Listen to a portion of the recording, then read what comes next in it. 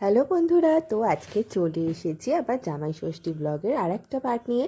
আর এখানে আমি কিন্তু গিফট দেখাতে শুরু করে দিয়েছি। প্রথমেই যে ড্রেসটা দেখালাম সেটা হচ্ছে গুবলাইয়ের ড্রেস। সুন্দর পিঙ্ক কালার একটা ড্রেস দিয়েছে ভুটকে আর দিদুন গুবলাইকে।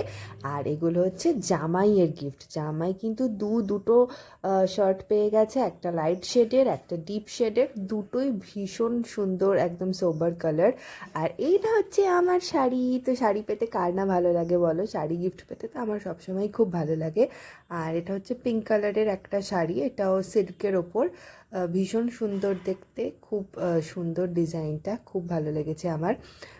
তো তারপর আমরা এই শার্টটা দিয়েছিলাম আমার বাবাকে। এটা একটা অন্যরকম শেডের পিঙ্ক, এটাও খুব সুন্দর দেখতে আর ভীষণ কমফোর্টেবল, কোয়ালিটিটাও খুব ভালো। তো তোমরা বলো কেমন লাগছে। আর এই শাড়িটা আমি দিয়েছিলাম আমার মাকে। এটারও কালারটা কিন্তু ভীষণ সুন্দর দেখতে, একদম ইউনিক কালার আর ডিজাইনটাও ইউনিক।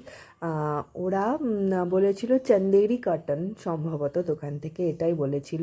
আর বেশ কটন হলেও একটা গ্লো আছে ভেতর থেকে শাড়িটার। আমার তো খুব পছন্দ হয়েছিল আর মায়েরও খুব পছন্দ হয়েছে।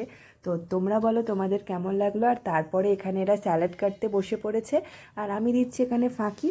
তো আসল মেন খাওয়া দাওয়ার ব্লগ নিয়ে আমরা আসছি। এখানে দাঁড়িয়ে আর গুবলাই এখানে আগেই সব স্যালাড খেয়ে নিচ্ছে কাটার সঙ্গে সঙ্গে। আসছি পরবর্তী ব্লগ নিয়ে, সাথে থেকো আমার। বাই।